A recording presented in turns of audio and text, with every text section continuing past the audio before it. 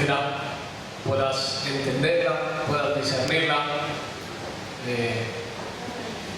pues puedas tomar parte de ella. Amén. Cierra tus ojos y vamos a pedir fervientemente que el Señor nos hable. Amén. Porque no entiendo yo otra manera. No quiero darte aquí un buen sermón ni unas buenas palabras. Lo que deseo es que la palabra de Dios hoy crezca en tu corazón y produzca efecto. Por eso oramos. Cierra tus ojos y vamos a orar. Dispone en tu corazón orar realmente al Señor para que su palabra hoy traiga claridad, para que su palabra hoy tenga efecto, produzca algo en tu interior. Padre, en el nombre de Jesús, buscamos tu palabra, es nuestra guía, es nuestra esperanza, es nuestra dirección, tu santa unción de tu palabra. Hoy rogamos que puedas abrir las puertas de los cielos y que pueda descender tu palabra, Señor.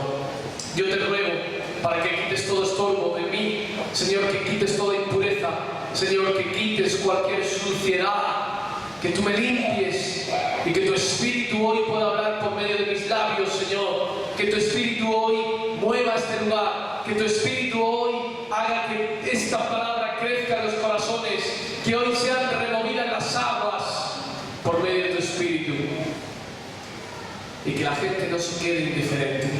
Te ruego, Señor, que tu palabra haga efecto fructífero, veraz y duradero. En el nombre de Jesús. Amén y amén. Gloria al Señor. Vamos a leer la palabra de Dios en Génesis, en el capítulo 19, verso 31.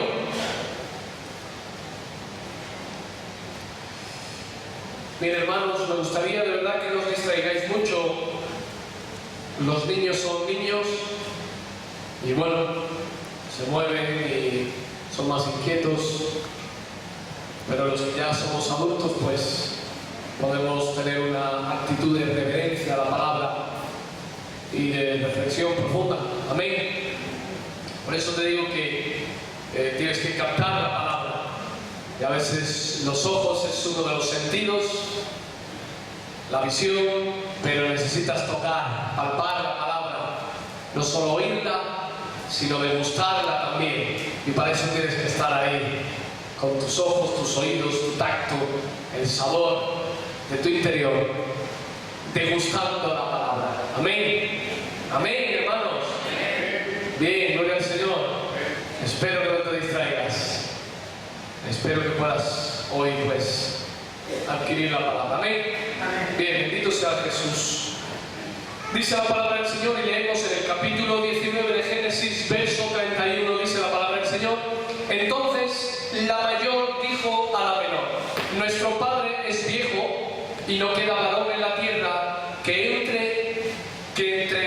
entre a nosotras conforme a la costumbre de toda la tierra. Ven, demos de beber vino a nuestro padre y durmamos con él y conservaremos de nuestro padre descendencia. Y dieron a beber vino a su padre aquella noche y entró la mayor y durmió con su padre, mas él no sintió cuando se acostó ella, ni cuando se levantó. Al día siguiente dijo la mayor a la menor: he aquí yo dormí la noche pasada con mi padre, démosle a beber vino también esta noche, y entra y duerme con él, para que conservemos de nuestro padre descendencia. ¿Estamos entendiendo lo que estamos leyendo? Son las dos hijas de Lot y buscan por medio de su padre, emborrachándole, tener hijos con su propio padre. ¿Estamos entendiendo la palabra? Verso 35: y dieron a beber vino a su padre también aquella noche, y se levantó la menor y durmió. Cuando hablamos de dormir es cuando habla la palabra en el Antiguo Testamento, está hablando de acostarse con él, y durmió con él, pero él no echó de ver cuándo se acostó ella ni cuándo se levantó. Y las dos hijas de Lot concibieron de su padre, y dio a luz la mayor un hijo, y llamó su nombre Moab, el cual es padre de los moabitas hasta hoy.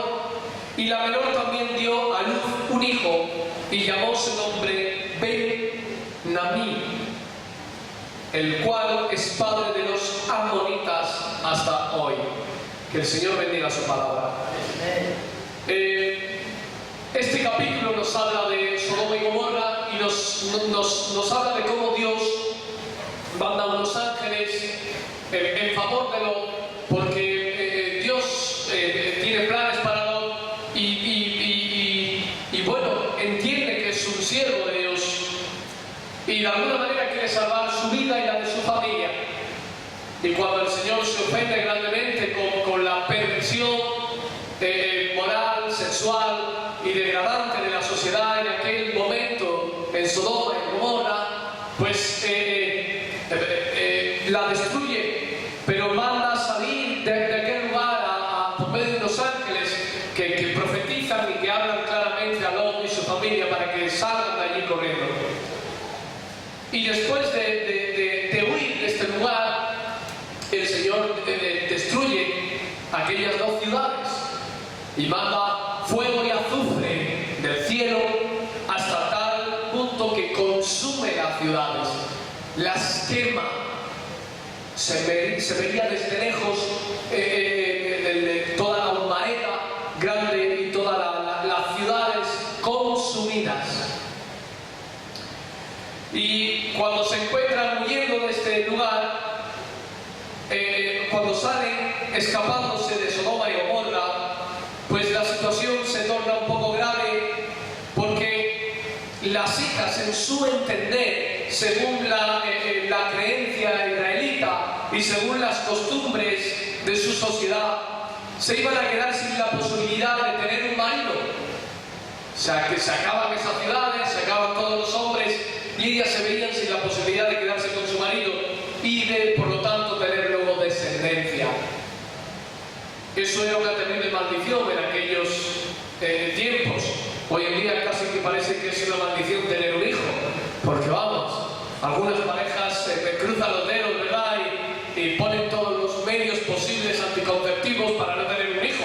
No vaya a ser que les venga y sea una carga terrible para sus economías y su estatus social y su comodidad social. Pero entonces realmente que una mujer no pudiese tener descendencia era una maldición, que no pudiese encontrar un varón adecuado para esa esposa y cuidarla y tener descendencia sería una maldición. Por lo tanto, estas mujeres empiezan a cavilar en sus mentes que podrían acarrear esa maldición, así que toman la decisión de hacer lo que acabamos de leer desde el verso 31. ¿Qué hacen? Emborrachan a su padre, le cogen por mano y le llevan hasta tal punto de cocción, de embriaguez, que no sabe el padre ni lo que hacía. Hasta tal punto que las hijas se acuestan con el padre y ni siquiera él se da cuenta. Y vemos pues lo que significa esta consecuencia, este pecado de incesto que tuvieron las dos hijas de Lot, que como consecuencia tuvieron la descendencia, hemos leído, de Moab y de Ben-Namí, que son los padres espirituales o los padres de las diferentes poblaciones de los moabitas y de los amonitas. Y lo que estamos viendo aquí es un salto de autoridad tremenda, un salto de concebir el orden de Dios tremendo, porque prefieren saltarse todas las normas. Yo entiendo que estas mujeres eran conocedores de las normas, de la ética y de la moralidad de una familia, de lo que suponía ser o tomar parte de este pecado de incesto con su propio padre. Ellas sabían que era algo terrible, pero estaban atemorizadas de no poder encontrar descendencia y de no poder casarse o de no poder tener relaciones con algún hombre que les diese descendencia. Y se saltan todas las normas por tener fruto, por concebir un fruto personal.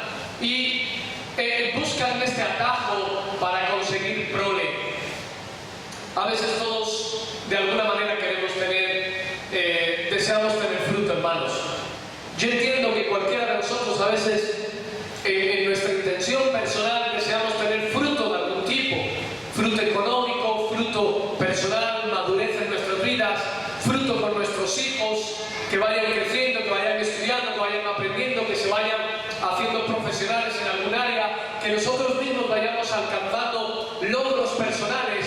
Todos deseamos tener algún fruto en la iglesia, ministerial y espiritual. Deseamos en la vida tener algún tipo de fruto.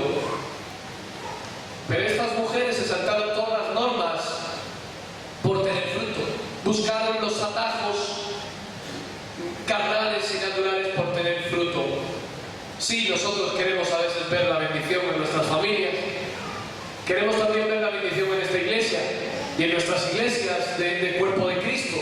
Queremos que la gloria de Dios se establezca en medio de la iglesia del Señor, no meramente en nuestra denominación, sino en la iglesia de Dios. Queremos que haya fruto de personas santificadas, llenas del poder de Dios, llenas de la gracia de Dios, conquistando las naciones, llevando el poder y la gloria de Dios contra la opresión del diablo en este mundo y teniendo como estandarte la bandera de Jesucristo y predicando las buenas nuevas del Evangelio. Sí deseamos tener nuestros frutos en nuestras familias, en nuestro ministerio y en nuestro trabajo, pero no podemos permitir eso a todo coste.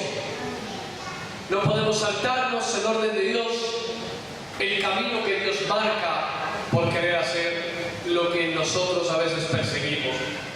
Yo he escuchado muchas veces, y supongo que tú también, de muchas personas que hablan de tener sueños, de perseguir los sueños, de alcanzar los sueños. Y hoy en día se predica mucho de eso, de que tú persigues tus sueños, consigues tus sueños, mira por ellos, ten visión en ellos y al final los conseguirás. Y a veces se supone que esos sueños son sueños espirituales, sueños de progresión espiritual, de crecimiento espiritual, de tener una iglesia mayor, un mayor evangelismo, de ser más capacitados en los dones espirituales. Pero a veces no podemos saltarnos el orden de Dios y no tomar el camino correcto y pensar que nosotros podemos tomar los atajos que nos dé la gana.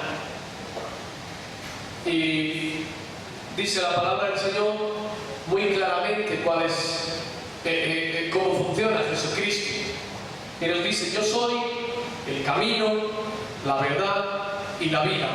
Y nadie va al Padre sino por mí. Jesucristo encarnado en hombre, Dios mismo encarnado en hombre, habla de la clara realidad con respecto al hombre. ¿Cuál es el camino a seguir? ¿Cuál es la parte fidedigna para llegar al reino de los cielos? Y Jesucristo decía: yo soy el camino, la verdad y la vida. Sí, muchas veces deseamos que la congregación crezca y deseamos que se multipliquen los números y las personas. Y a veces deseamos, yo entiendo que dentro de, por ejemplo, dentro de mi anhelo personal, yo deseo que la iglesia vaya creciendo, que haya nuevos bautismos, que haya nuevos creyentes, que haya nuevos discípulos, que se multiplique la iglesia. Pero realmente lo que deseo es que crezcan y nazcan verdaderos cristianos, verdaderos seguidores del Evangelio del Señor, no amonitas o moabitas, que son personas que nacieron de un pecado de incesto religioso. Deseamos que nazcan nuevos seres en el Señor, nuevas criaturas que puedan llevar fruto, pero no creyentes que hayan nacido de un incesto religioso. Y ahora voy a explicarle un poquito mejor.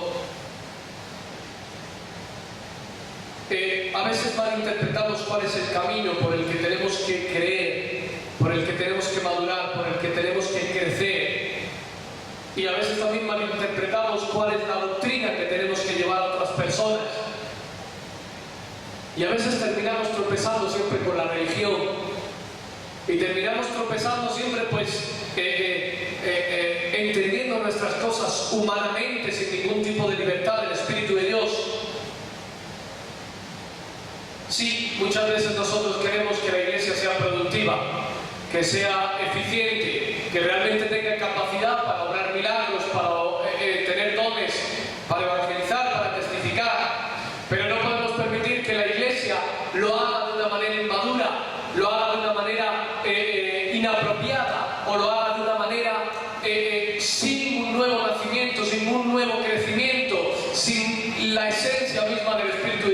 santidad. No podemos pretender que la iglesia avance o que sea más productiva si no es por medio de su palabra. La palabra de Dios es la que transforma las vidas. La palabra de Dios es la que convence a los corazones. La palabra de Dios es la guía perfecta. Es la voluntad de Dios escrita, hecha, para que podamos seguirla. Y no hay otras formas y no hay otras maneras. Si no es con la palabra de Dios, entonces vamos a crear lo que crearon estas dos chicas, moabitas y amonitas, que vienen del seno de la religión. Hermano, yo no quiero que tú seas un religioso. Yo no quiero predicarte y que tú vengas a la iglesia para que tengas cierta creencia y que te conviertas en un religioso y que vayas creciendo y creciendo y que termines adaptando tu vida a la religión. No quiero que tú nazcas de ese seno, porque el resultado será trágico. El resultado será una iglesia sin ideales cristianos, será una iglesia débil. El resultado será una iglesia pues sin fe, será una iglesia debilitada. Pero voy todavía más allá, será una iglesia trágica, porque serán verdaderamente cristianos nacidos de nuevo, que no haya habido un resurgir del Espíritu de Dios. Pues entonces la parte trágica es que muchas personas de esa iglesia serán que habrán nacido de noches locas de emociones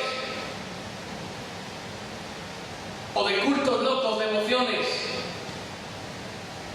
donde parece que hay movimientos que mueven el ambiente de la iglesia, que mueven el ambiente del culto, y muchos se llenan de emociones, se llenan de lágrimas, o de cánticos, o de alegrías o tristezas, llenos de emociones, manifiestan las emociones en los cultos, en las reuniones, pero luego no hay una iglesia madura, una iglesia cristocéntrica, una iglesia nacida de nuevo.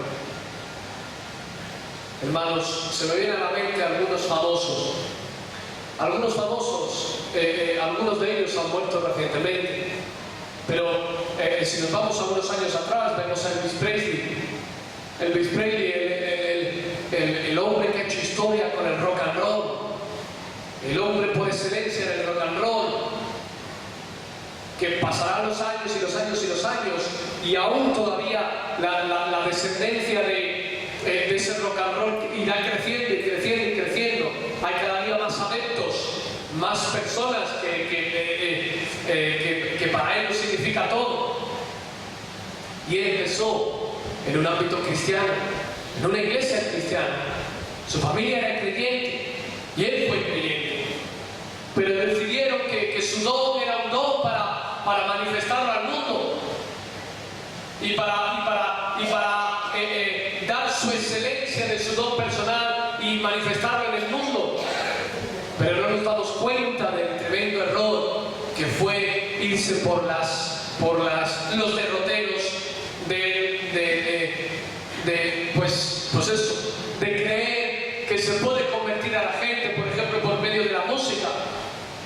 Ayer mismo veía un vídeo donde salían zapping de vídeos de algunos famosos de hace muchos años atrás, y salía un vídeo de Whitney Houston cuando cantaba con 10 años, con 9, 10 años, como solista, como vocal principal de todo un coro de una catedral, de una iglesia espectacular.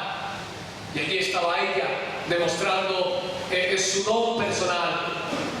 Pero lo que sabemos de esta mujer, y a mí por ejemplo me parece una de las voces de mujeres para mí más espectacular, de las que más carisma tienen, me encanta su voz, es armónica, es perfecta, pero sabemos la tristeza de su vida, de sus adicciones, de sus amarguras y cómo acabó.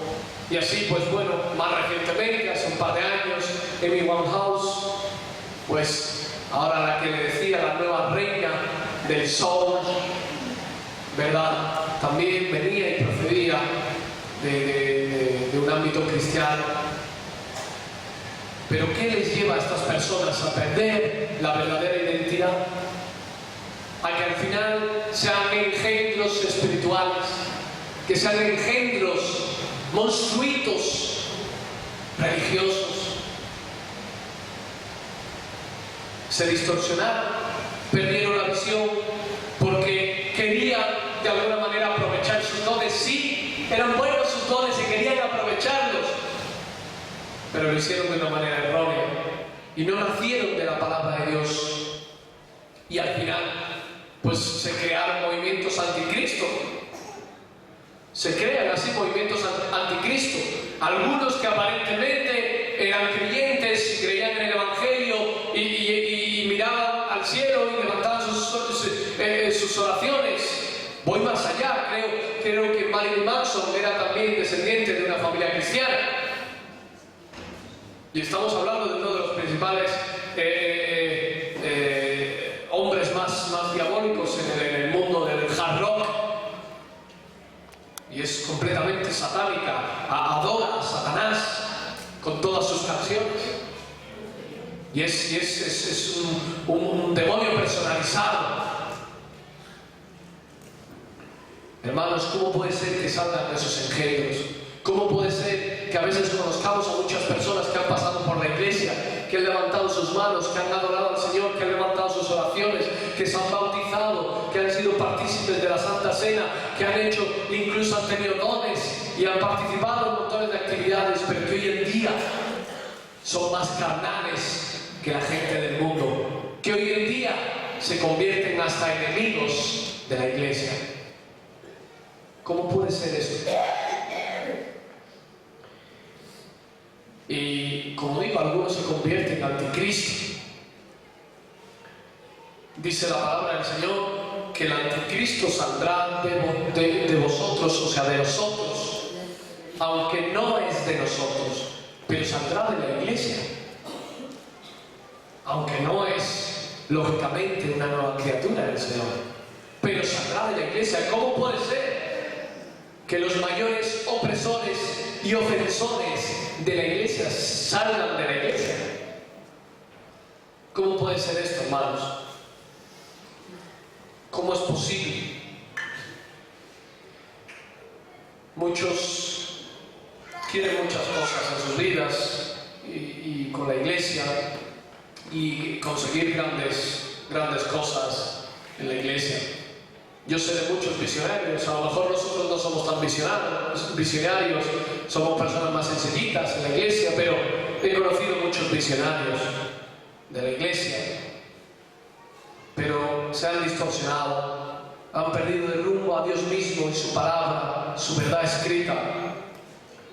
Decía Nehemías y decía con respecto a los amonitas y a los moabitas que no entrarían en el reino de los cielos, y de hecho les expulsó del reinado varias veces.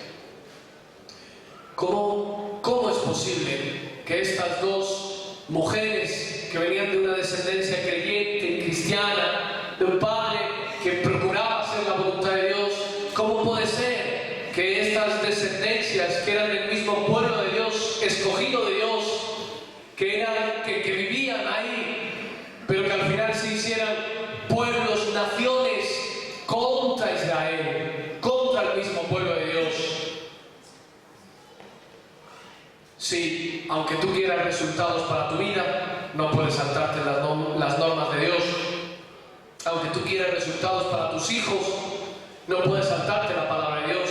Si tú quieres resultados para la iglesia, no podemos saltarnos la voluntad de Dios. Si tú quieres resultados para tu ministerio, para tu vida personal, para tu madurez, para tu economía, para tu hogar, para tu casa, para tus hijos y tu familia, si tú quieres resultados, no puedes saltarte el orden de Dios.